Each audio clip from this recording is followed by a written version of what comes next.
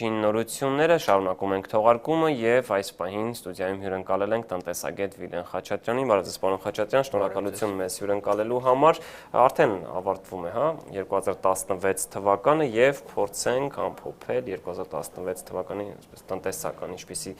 ցուցանիշներ են արձանագրվել, իհարկե վերջնական դեռ այսպես դեկտեմբեր ամսվա տվյալները դեռ չկան, բայց նշվում է, որ առավելագույնը, որ կարող է լինել, դա 1% տնտեսական աճն է, այսօք որոշակի հաշվարկներ կարող ենք անել։ Բնականաբար, որովհետև եթե համեմատում ենք օրինակ նոյեմբերի ցուցանիշի հետ, 11 ամսվա կտրվածքով տնտեսական ակտիվության ցուցանիշը կազմել է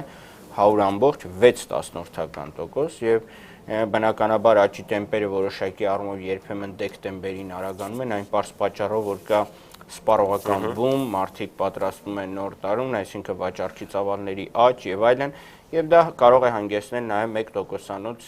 աճի, բայց այնուամենայնիվ մեջ բերեմ համաշխարհային բանկի կանխատեսումները հայաստանյան գրասենյակի, որտեղ նշվում է, որ տարին կարող ենք փակել մենք զրոյական տնտեսական աճով, այսինքն դրա հավանականությունը եւս կա, քանի որ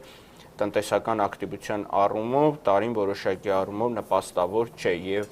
մենք տարեկան կտրվածքով ունենք նաեւ տրանսֆերտների որոշակի առումով նվազեցում,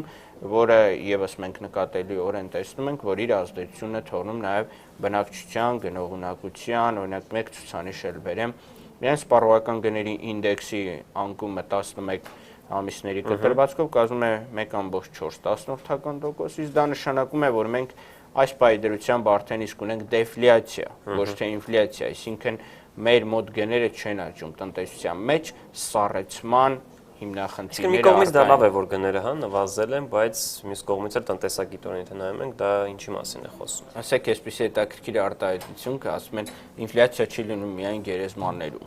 Այսինքն, եթե կա ակտիվություն, աճ եւ այլն, բնականաբար նաեւ գնաճ է նկատվում։ Նույն ինքը Եվրոպան, Ճապոնիան եւ այլն ակտիվ քաղաքականություն են վարում գնաճ առաջացնելու համար, այսինքն տնտեսության մեջ դոլարի, իենի, եվրոյի քանակությունը երբեմն ավելացնում են տարբեր երկրներ, որպեսզի ինֆլյացիա լինի, այսինքն դա եւս նպաստավոր է։ Պահանջարկին զուգահեռ, նաեւ ինֆլյացիա է ստեղծում, որպեսզի ինֆլյացիա լինի։ Սակայն տեսեք, ճիշտ նշեցիք, որ նվազեցումը ինչ որ առումով դրական է։ Եթե մարդկանց եկամուտները մնացել են նույն մակարդակի վրա եւ գները իջել են, դա նշանակում է իրականում վերջիններից գնողունակությունը աճել է, այսինքն նրանք իրականում ավելի մեծ քանակությամբ ապրանքներ են կարողանում ձեռք բերել եւ դա նպաստավոր է։ Սակայն մեր իրականությունը ոչ թե դրանից բխող է, այլ որոշակի առումով համաշխարհային գների խնդիրը գոյություն ունի եւ երկրորդ գործոնը սպառման ծավալների անկման ցուցանիշ մենք ունենք եւ համախառն ներքին արդյունքի մեջ, եթե համեմատեմ օրինակ 2013 թվականի հետ, մոտ 9%-ով 2016-17 թվականների համար եմ ասում, այդ ցուցանիշը սպառումը հնայի մեջ կրճատվել է, այսինքն մարդիկ սկսել են ավելի քիչ սպառել եւ դա լավ օրից չի կոպիտ ասած, ավելի վատ ապրելու եւ կենսամակարդակի անկման մասին է խոսում եւ հենց մեր տնտեսական սկսել են այսպես որպեսզի ավելի պատկերավոր եւ փոքրինչ տնտեսագիտությունից ավելի մարդկային, բացատրենք մեր հերոսադրումը, այսինքն ավելի քիչ են սկսել հասարակությունը այս բային ապրանքներ գնել, ապրանքներ, այո, սկսել են քիչ սպառել, որը չնայած մենք ծառայությունների աճ ունենք 7%-ից բարձր, բայց սովորաբար ձևակերպումը ապրանքներ եւ ծառայություն, բայց մարդիկ սկսել են քիչ գնել։ Այսինքն 13-ին ավելի լավ էին ապրում, քան ենթադրենք 16-ին են ապրել։ Եվ այդ տարբերությունը կազմում է մոտ 9-10%։ Այսինքն այդ բարեկեցության ցուցանիշը նաեւ թե այո, բարեկեցության ցուցանիշը եւ մեկ ցուցանիշ էլ ասեմ, օրինակ միայն 2015-ին մեր ներմուծումը կրճատվել է 1 միլիարդ 170 միլիոնով դոլար։ Այսինքն յուրաքանչյուր ամիս գրեթե 100 միլիոն քիչ ենք սպառել 2015-ին։ 16-ին իհարկե ներմուծման բայց կարող է դրանց զուգահեռ չգիտեմ, որոշ ապրանքներ փոխարինվել են տեղանքով։ Այսինքն գտնում եք որ տեղում, եթե տեղում են փոխարինվել, բնականաբար դա պետք է արտահայտվեր նաեւ տնտեսական աճով, սակայն աճով չի արտահայտվում, արտադրության process-ների մեջ մենք դա չենք նկատում եւ բնականաբար չկային այդ վրեզ դրա համար։ Ցավալի է, չէ, ցավալի է, բայց կրճատվում է ներմուծումը։ Իհարկե մեր Իսկ 16 թվականին կան թվերը։ 16 թվականի մեր ներմուծումը աճել է ընդամենը 2%-ով, բայց ամբողջ տարվա ընթացքում 100-ից ներքև էր։ Այսինքն մենք 15 թվականին եթե նախորդ տարի նշեցիք, հա, մոտ 10%-ով նվազել է, այսինքն այդ նվազածից է 2% աճել։ Չէ, ներմուծման մասին եմ խոսում։ Ներմուծումը կրճատվել է 1 միլիարդ 170 միլիոնով։ Հիմա դուք ասում եք 2% աճել է։ 2%, այսինքն համեմատում ենք այդ 1 միլիարդ 170 միլիոնը հանենք, մնացորդի վրա 2% աճ ապահովի։ Այսինքն միևնույն է 15 թվականի ցուցանիշին դեռ չենք հասնում։ 15-ից մի քիչ անցնում ենք, բայց 14-ից չենք հասնում։ Այսինքն 14-ի մեր ներմուծումը մոտավորապես կազմել է 4.4 միլիարդ, իսկ 15-ին իջել է 3.2, այսպես ասեմ։ Եվ այդ 3.2-ի վրա մի փոքր աճ ունենք։ Իսկ դա, այսինքն բնակչությունը նշանակում է վատ է ապրում եւ քիչ է սպառում։ Պարոն Խաչյան, տեսեք դուք ասացիք, որ հա առավելագույնը 1%-ի թեև այլ, այսպես ավելի հորատեսական, այսպես ցուցանիշներ նշում կան։ Տարեսկզբին, հա, նախորդ 2015 թվականին, երբ հաստատվել էր այս տարվա բյուջեն, այլ ցուցանիշ էր դրված, այդտեղ 3-ից 4% մոտ տնտեսական աճի մասին է, կարծես թե խոսում էր, եւ այս ցուցանիշը կարելի ասել, որ ամբողջ այդ բյուջեն, ամբողջ այդ կառավարության ծրագիրը հենց այս ցուցանիշով, այսպես առ-ոչինչ դառնում ամբողջ։ Շատ ճիշտ հարցադրում եք բարձրացնում։ Տեսեք, սովորաբար բյուջեի ուղերձում հաջորդ տարվա տնտեսական աճի կանխատեսումները տվյալ տարվա որոշակի առումով փաստացի ինչքանի է մոտենում, պլանավորում են։ Եվ նայում ենք մենք տվյալ օրինակ 2016-ի պլանավորված բյուջեով ու տեսնում ենք հետևյալը, որ 2.2-2.4%, այսինքն 2%-ից բարձր աճ է պլանավորված։ Բայց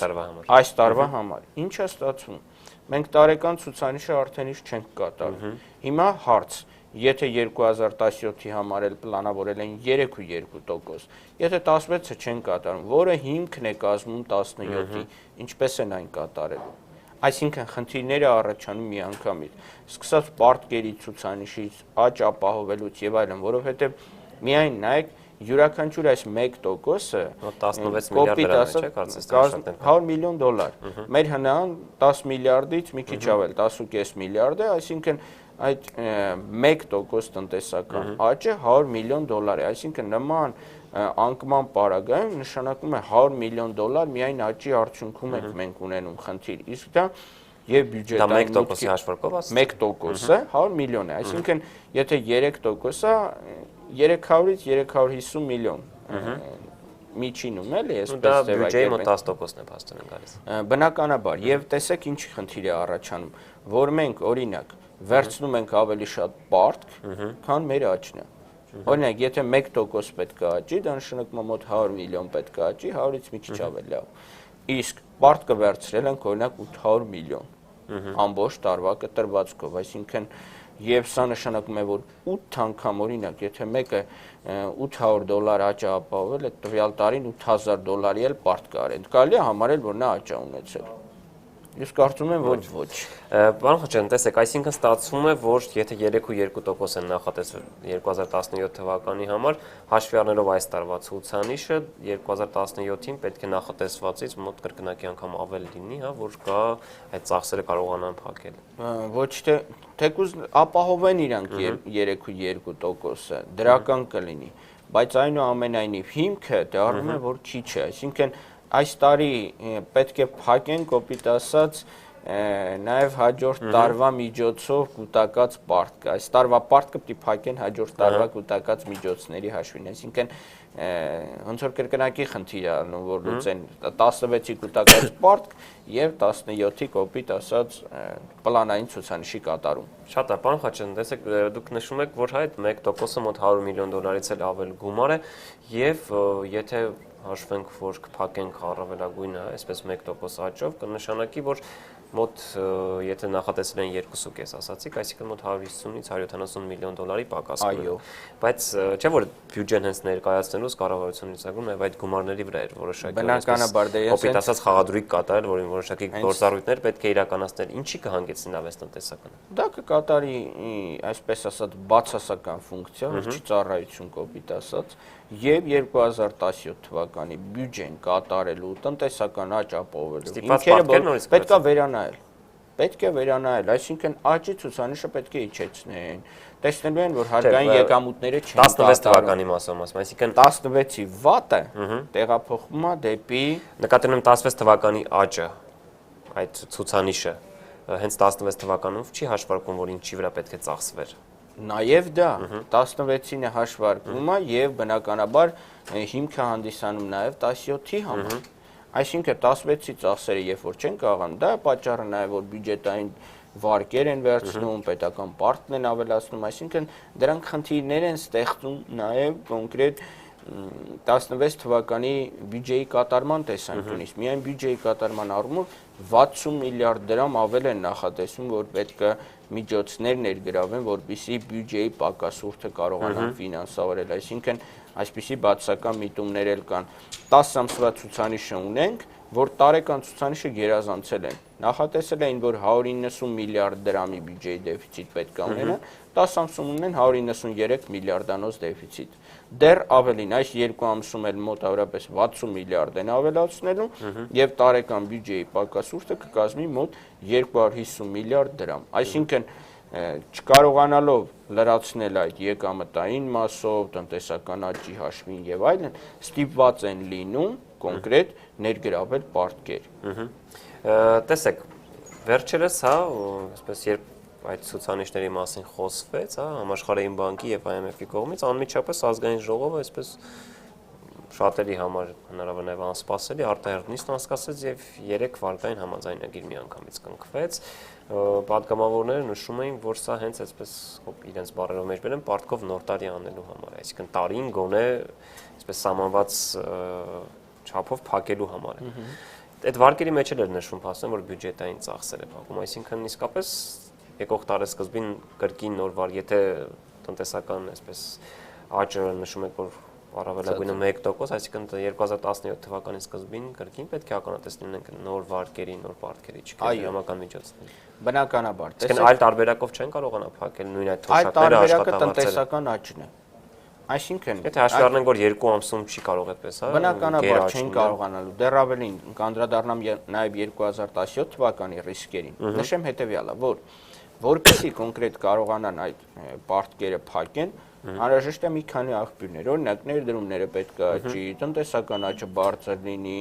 ինչ որ առումով արտադրողականություն աճի եւ այլն։ Ունենք այդ գործոնները։ Գրեթե ոչ։ Նու բյուջեի մեջ չկար այդպես։ Հիմա տեսեք, շատ հետաքրքիր հարց բարձրացրեցիք։ Սովորաբար, երբ որ Արժույթի միջազգային հիմնադրամ, Համաշխարհային բանկ հայտնվում են եւ նշում այդ ցուցանիշները, հաջորդ քայլով գնում է ոնց որ պարտքը։ Այսինքն, ստեղ մենք փոխկապակցված քաղաքականություն եմ ես երբեմն տեսնում, որովհետեւ վերջիններիս հետազոտությունը կարելի է ասել կամ հետազոտությունները ահազանգ են նրան, որ տնտեսական վիճակը վատանում է եւ այդ հենց իրենց հանդես գալու հայտարարություններից հետո հետևում է նրանց աջակցող մեխանիզմը։ Ինչքանով է դա դրական։ Գուցե տնտեսությունը վատ վիճակից հանելու առումով դրական է, բայց այն պարտքերի առումով, որ մենք կուտակում ենք, այլ ոչ թե գոտիները ձգելու քաղաքականություն ենք իրականացնում։ Այսինքն ընտանիքի մոդելով նայենք, եթե մարդիկ գումարներ չունեն, ինչ պետք է անեն։ Միայն պարտք վերցնեն, օրինակ պարտքով նոր տարի անեն։ Ոչ, ծախսեր կրճատեն, սեկվեստր անեն, բայց ծախսեր կրճատելու քաղաքականություն, հա, փորձեն այլ աշխատանքով զբաղվել եւ այլն, բայց կոնկրետ պետական մասշտաբով ծախսեր կրճատելու կամ այդ սեկվեստրը երևույթ կոչեցյալը այնքանով է բացական, որ միանգամից փաստում է կոնկրետ կառավարության կամ իրականացված տնտեսական քաղաքականության ձախողման մասին եւ նման պիտակ չստանալու համար վերջիններս դիմում են անգամ այսինքն կառավարությունը դες նման այսպես քաղաքական հենք չի էլ ունենա հասարակության կողմից, որպեսզի հայտարարի ընդհանրենք որ ես սեկվեստր իրականացնում, այո, եւ մյուսն էլ ասեմ ձեզ հետեւյալը, տեսեք, մեր բյուջեի պակասուրդը պետք է լինի 3%։ Դա ֆիքսված է։ Սակայն մենք այդ ցուցանիշը արդեն մի քանի տարի է բարբերաբար ոնց որ խախտում ենք։ Եվ 3%-ի մակարդակը հերթական տարին կլինի 250 միլիարդ ասացիք, հա, մոտավորապես կլինի, այսինքն դա կստացվի ավելի բարձր 10% չի հասնի, 6-ից 7% կարող է հասնել։ Հա, 3 միլիարդ, հա։ Այսինքն այդքան այս տարի էլ։ Այսքան այս տարի է եւ կրկնակի չէ, 190 միլիարդ են նախատեսել, կլինի 250, մոտ 60 միլիարդ, այսինքն նախատեսածից կոնկրետ բարձր է ալում, որովհետեւ 190 միլիարդն էլ է բյուջեի պակասորդի մեջ, մեծ տեսակարգաշիռ ունեցող 4-ից ավելի տոկոսն է կազմում եւ հետեւաբար արդեն իսկ տարին այդպես են պլանավորել, չնայած 2017 թվականի համար նախատեսել են 150 միլիարդանոց դեֆիցիտ, արդեն իսկ զգում են, որ պարտքի բեռը ավելանում է, բյուջեի ուղերձում օրինակ 410 միլիոն դոլար է նախատեսված, որ պարտքը պիտի աճի, բայց այս տարի ավելացնելով շատ ավելի շատ, կարծեք թե մտել են արդեն 17 թվականի դաշտ։ Որպեսզի շատ այսպես շփոթության մեջ փորձենք միայն կամ դրամով արտահայտել կամ չէ, դոլարով, պարտքը դոլարով եմ ասում սովորաբար։ Եվ տեսեք, մինչև երբ կարող է լավ այս պարտքը մեր ավելանալ, մինչև երբ կարող ենք արտաքին, հա, այդ պարտքի հաշվին բյուջետային ծախսերը փակել։ Այս տարի արդեն մոտենում է արտաքին եւ ներքին, այո, այս տարի նաեւ բավական մեծ, հա, այսպես չափով դուք նշել եք, որ ներքին պարտքն էլ է ավելացել։ Այս տարի մոտ 6 միլիարդին ենք մոտենում, մինչև երբ լավ կարող է։ Տեսեք, հետեւյալ ցուցանիշը ասեմ ձեզ։ Պարտքերի աճը, երբ որ մեր մոտեցավ 50%-ին, ՀՆԱ-ի մեջ բարձրացրեցին պարտքերի շեմը։ Այսինքն ՀՆԱ-ի մեջ տեսակարգաշիռը դարձրեցին 60%։ Հավանականություն կա, կարծում եմ, որ մենք 2017 թվականին այդ 60%-ի շեմը եւս կգերազանցենք։ Եվ ազգային ժողովը եւս մեկ անգամ ստիպված կլինի դա բարձրացնել։ Երբ որ օրինակ Ամերիկայում նման դեպք գրանցվեց, դա կոչվեց պարտքային դեֆոլտ։ Այսինքն պարտքային դեֆոլտը այն պարագաներ, այն ժամանակահատվածներ, երբ որ բյուջեի,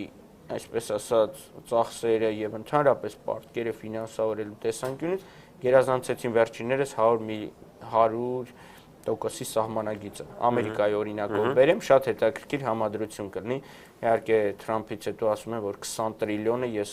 հաշվարկեցի, փետրվարին կհասնի իրենց պարտքը 20 տրիլիոն դոլարի։ Իդեպ այս տեսանկյունից մի քանի օր անգամ աշխատավարձ չտվեցին, պետական ծառայողները աշխատանքի չգնացին, մինչև կոնգրեսը հաստատեց կոնկրետ պարտքի նոր շեմ։ Մեր մոտ դա անցավ շատ հարթ, այդ 50-ից 60% անցման։ Հիմա կարծում եմ պետք է անցնել 60-ից 70%-անոց շեմին։ Եվ երբ որ գա մի պահ, մեր բյուջեի մեջ պարտքի սպասարկումը կազմում է 8% բյուջետային ծախսերի, այդքան որը 18 եւ 20 թվականին իրականորեն ավելանում։ Այո, շատ ճիշտ եք ասում եւ կարող է ավելանալ նաեւ 19 թվականին մոտավորապես 150 միլիոն դոլար կազմում էր մայր գումարը, 150 միլիոն դոլար տոկոսները, դեռ որ ավելացնեմ այդ եվրոբոնդերի, եվրոպարտատոմսերի հետ կապված դեպքերը, որ պետքա մարումներ լինեն, ամենայն հավանականությամբ երկարաձգելու են ժամկետը, ոնց որ վարկային տարբերակով, այսինքն վարկի ժամկետը երկարաձգում են, մարման ամեն ամսվա գումարը որոշակի առումով փոքրանում է, դա կոչվում է պարտքի ռեստրուկտուրիզացիա, այսինքն վերակառուցում, որտեղ տոկոսների գումար տվողը պետք է համաձայնի, միգուցե իրեն տարբերակը, բայց դրանք սովորաբար տոկոսներն են բարձրացնում, ժամկետն են երկարաձգում, եւ եթե հիմա տվել են 10%-ով, 10 տարի մարման ժամկետով կտանք 11%-ով, 20 տարի ժամկետով եւ այլն, ոնց որ արեցին եվրոբոնդերի պարագայում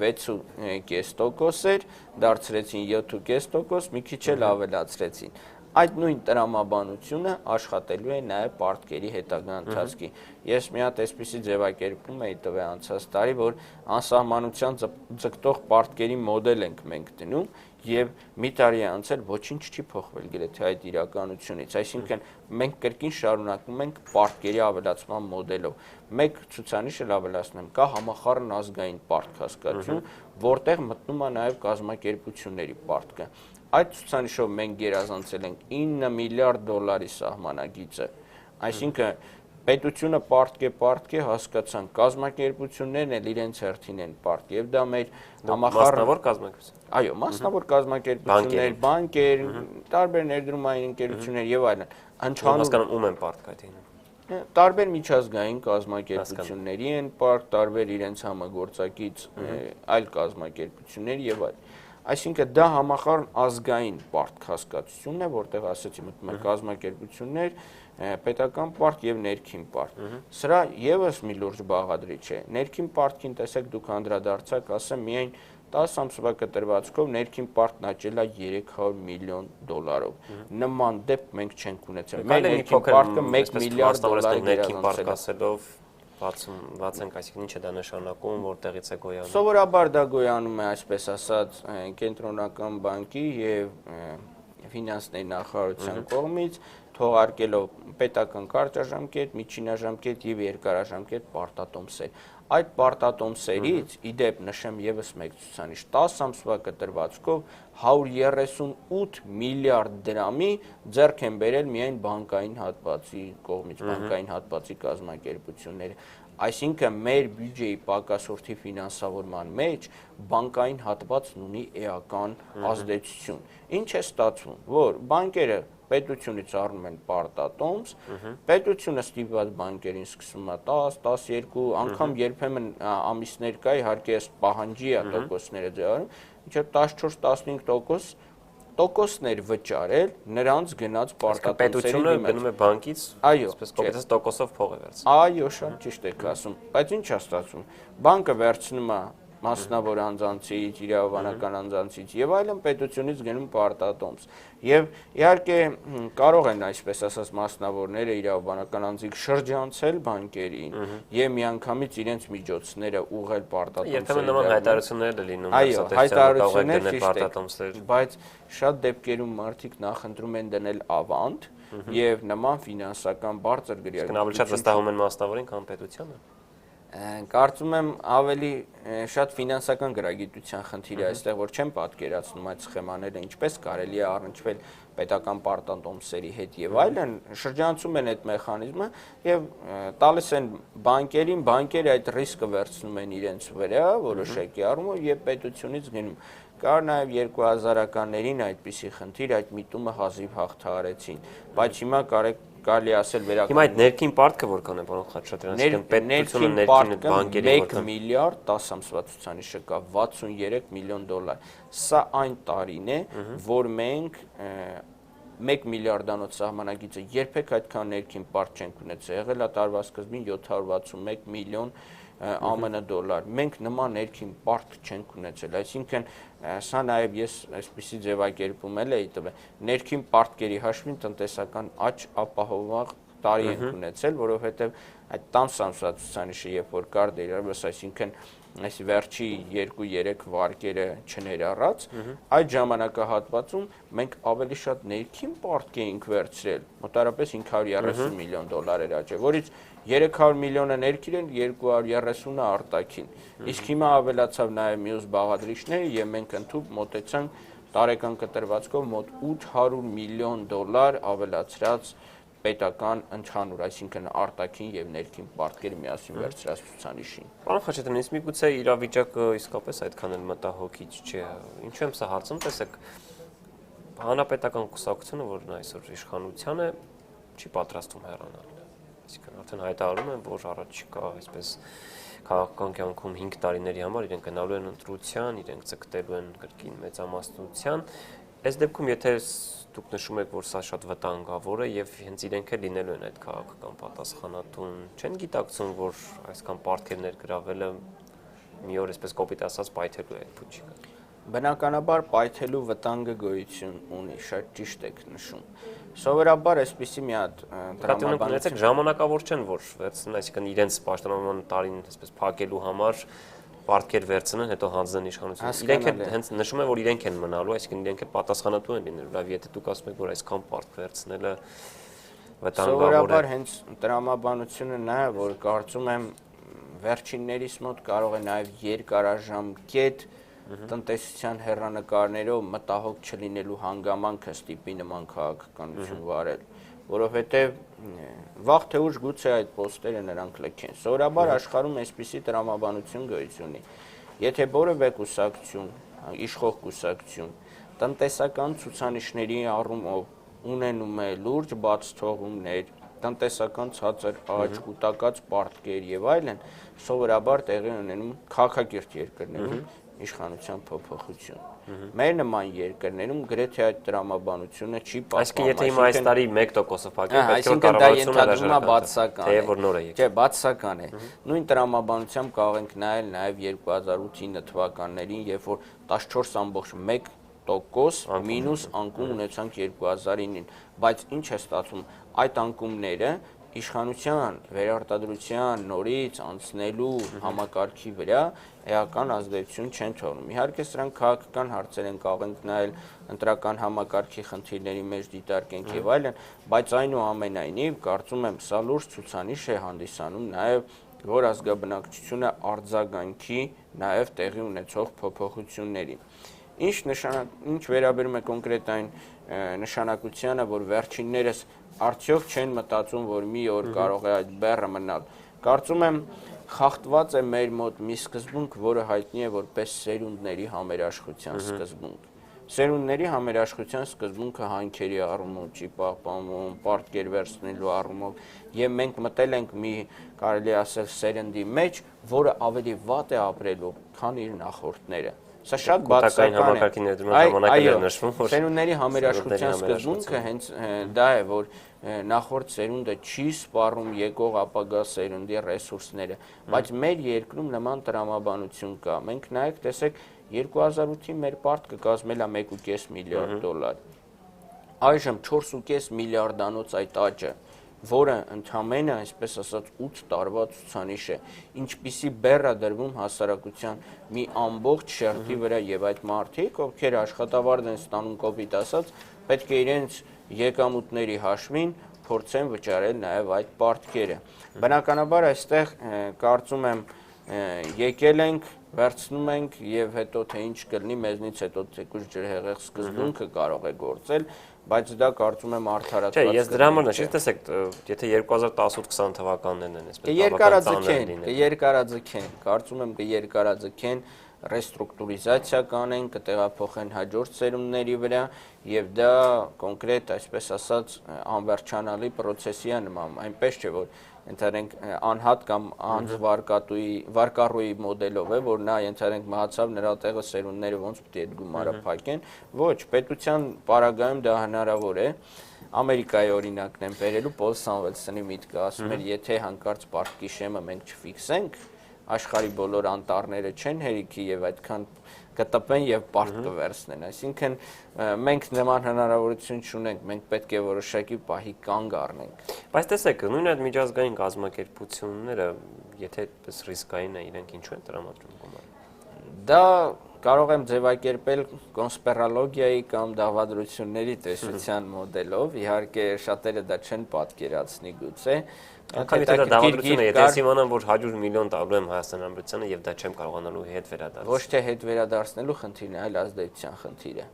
Այստեղ տվյալ երկիրը որպես այդպիսի իր ազդեցություն կախում ունեցող, այսինքն եթե մենք հայտարարեցինք, հիմա պատկերացրեք նույն Հունաստանը, այդքան պարտքեր են տվել։ Հիմա Եվրոպական միությունը կամ Տրոյկա երրյակ կոչեցյալը նստում են ու որոշում են, որ հունական որոշակի կղզիներ պետքա վերցնեն։ Գույքի, այսպես ասած, վերցնելու։ Պարտադրում են օրինակ, կա, տեսեք, նույն ինքը Ուկրաինային պարտք են տալիս եւ պարտադրում են 3 սցենար, ենթադրենք։ Առաջինը միշտ լինում է մասնավորեցում։ Իսկ մասնավորեցման պարագայում սովորաբար միջազգային կազմակերպությունները կարող են մուտք գործել տվյալ երկիր եւ այսինքն այդ ռեսուրսները սկսեն տնօրինել։ Այսինքն կա նաեւ նման լծակներով, ոչ թե հիմա համաշխարհային պարտավորություններով վարկերը մենք նման պարտավորություններով չձևակերպեմ, բայց մենք արդեն այդ պարտավորությունների этаպը կարելի է ասել անցել ենք, մենք մասնավորեցման գրեթե մեծ մասնավորեցումը անցած երկրների շարքին ենք, կա այսպիսի տերմին, որը կոչվում է կորպորատոկրատիա, այսինքն աշխարհը իշխում են խոշոր կորպորացիաները։ Եվ եթե առաջանում է նման իրավիճակ, այդ կորպորացիաները կարող են մուտք գործել մեր նման երկրներ եւ հիմնական, այսպես ասած, օղակներով զբաղեցնել, այսինքն տվյալ պարագայում մենք ինքնուրույնության կորստի հետ եւս կարող է բախվենք եւ վերածվում ենք պարզապես, այսպես ասած, սպառողական պետության։ որը իր կամքը կամ դերը համաշխարհային տնտեսության մեջ կորցնում է, այսինքն այդ պարտքերը նման տիպի ազդեցություն ունեն, նման երկրին ինչ որ առումով թելադրել որոշակի գործողություններ բավականին հեշտ է եւ սա այն բացական կողմերից մեկն է, որը կարող է ունենալ նույն տեսեք ապօրինի արտահոսքի ցուցանիշը եւս հնարավորություն է տալիս նաև հասկանալ, թե այդ պարտքերի որ գումարների մասն է նաև տվյալ երկրից դուրս գալիս։ Այսինքն սա եւս ցուցանիշ է, մի կողմից դառնում է պարտքերն են տալիս, հետո օրինակ հրապարակում են կոռուպցիոն զեկույց, հրապարակում են, այսպես ասած, տարբեր հարցեր, գումարները տալիս են, մյուս կողմից նաև պատկերացնում են, թե ինչ սխեմաներով են դրանք նաև դուրս գալիս տնտեսությունից։ Սրանք իհարկե լուրջ հարցեր են եւ հետազոտություններ, վերլուծություններ եւ կոչվում է դա ուղղաթիռի էֆեկտ, այսինքն ոչ թե պետք է նայել մեկ երկրի կտրվածքով, այլ տարբեր երկրների կտրվածքով եւ ինչ մեխանիզմով դա արվում, այսինքն թեկուզ այդ վարկերի տրման եւ այլն։ Եվ հրաժարվել դրանցից իհարկե շատ դժվար է, բայց կարծում եմ լինելով դրա տակ ազդեցության ներքո հայտնվելը շատ ավելի մեծ ու բացական կողմեր ունի։ Վերջին երկու հարցն են, հա, պարոն Խաչատրյան, ներմուծման մասին խոսեցիք, արտահանումը ինչպիսին է իրավիճակը եղել այս արտահանումը միակ ցուցանիշն է, որը ես համարում եմ 2016 թվականի լավագույն աճ ապահովված ցուցանիշներից մեկը։ 11 ամսվա կտրվածքով 21.2% մենք արտահանման աճ ունենք։ Իսկ եթե այսպես բաժանենք ավելի շատ ուղղությունների գյուղատնտեսություն։ Ուղղությունների տեսանկյունից, տեսեք, 4 ուղղություն կա հիմնականում, նրանք պատրաստի սննդի արտադրանքը բավականին աճել էր։ Օրինակ հանքարդյունաբերության ոլորտը, թանկարժեք, կիսաթանկարժեք քարեր եւ մետաղներ, այսինքն հիմնականում դրանք են, որ մենք կաղանում ենք, այսինքն կա արտահանման 4 հոդված, որոնք մեր արտահանման մեջ 1 միլիարդ դոլարից ավելի տեսակարար կշիռ։ Գյուղմթերքը պատրաստի սննդի եւ գյուղատնտեսական մթերքը իհարկե այնքան էլ մեծ տեսակարար կշիռ չունի, ասեմ ձեզ, օրինակ որ միրգ բանջարեղենի տեսանկյունից նայեն, ցուցանիշը այդքան էլ մեծ չի։ Բայց այնուամենայնիվ խմիչքների բաղադրիչն է էլի, որ կարողանում է բավականին լուրջ տեղ զբաղեցնել եւ այլն, բայց այնուամենայնիվ նշեմ հետևյալ պահածոներ պատրաստի սնունդ ասեցի, դա աճ ապահովված ոլորտների մասին է հիմնականում խոսում։ Արտահանման այդ բնագավառը, երբ որ մենք նայում ենք, տրամաբանությունն այն է, որ մենք սկսել ենք կախվածության մեջ հայտնվել Ռուսաստանի Դաշնությունից։ Մեր արտահանման 20%-ից ավելին բաժին է ընկնում Ռուսաստանին։ Իհարկե, սա որոշակի առումով մեկ երկրից կախվածության ռիսկը մեծացնում է, բայց այնուամենայնիվ դա մեր շուկան է։ Երկրորդ երկիրը մեր, եթե հիշողությունս չի դավաճանում, դա Բուլղարիան է, որտեղ հումք ենք արտահանում։ Օրինակ, նախորդ տարվա համեմատությամբ Չինաստան մեր արտահանումը գրեթե կրկնակի իջել է։ 10-ից 11% ենք արտահանել Չինաստան, իջել էր 5.5։ Էլի մետաղներ, այսպես ասած, խտանյութ եւ այլն, բայց Չինաստան մեր արտահանումը նվազել էր, այսինքն Չինաստանի տնտեսության մեջ առկա որոշակի դժվարություններ եւ այլն ստիպել էին, որպեսզի այսպես ասած արտահանման ծավալները անկում ապրեն եւ սա խնդիր է նաեւ, որ մենք շուկաների դիվերսիֆիկացման եւ կայունության հետ կապված հարցեր ունենք։ Եթե մենք վերցնում ենք օրինակ առաջի 10 երկրները, որոնք արտահանում են, մեր արտահանման մեջ հսկայական տեսակարար կշիռ են զբաղեցնում։ Օրինակ Եվրոպական միությունում 2-3 երկիրն է, այսինքն հիմնականում Բուլղարիան է, հիմնականում Իտալիան է, որ այլևս ցուցանիշ էլ չես կարողանում բերես որպես Գերմանիան, կներեք, Գերմանիան եւս մոտ հնգյակն եմ ես այդպես նշում։ Վրաստանի տեսակարար կշիռներ աճել, Իրաքի տեսակարար կշիռը, Կանադային է եւ Իրանը։ Այսինքն դրանք նշում էր, որ վիսկի է արտահանում, կարծես թե։ Հա, մեկ ցուցանիշով այսպես ասած որպես այդպեսին դիտարկել է, ես չեմ համարում լուրջ առաջընթացային ցուցանիշներ, այսինքն իսկ ունեք տվյալներ ինչ են արտահանվել։ Այո, դրանք վիճակագրական, այսպես ասած, մոտ 9000 ապրանքների ցուցակ կա, որոնցով կարելի է նայել անգամ որ ապրանքատեսակից ինչ ընդհանուր գնով եւ ինչ տոն։ Այնտեղ կար նաև որ ծխախոտներ իշքան գիտեմ բավականին մեծացվել եւ դա իր ազդեցությունն է թողել, այսինքն արտահանման ընդհանուր ծավալների վրա։ Ինչ վերաբերում է կոնկրետ, տեսեք դուք ապրանքային կառուցվածքին անդրադարձակ արտահանման, ըստ երկրների կառուցվածքի ես շատ ավելի մեծ կարևորություն եմ տալիս դրան, որովհետև այստեղ դիվերսիֆիկացիայի խնդիր ունեն եւ կայունության։ Մենք կայունություն չունենք, ամեն տարի նայում ենք փոխվում է 20% Ռուսաստանն է, մյուս 80% այլ երկրներ ավելի լավ կլիներ։ Այսինքն Ռուսաստանը լիներ 10% եւ այսինքն 10 կամ 5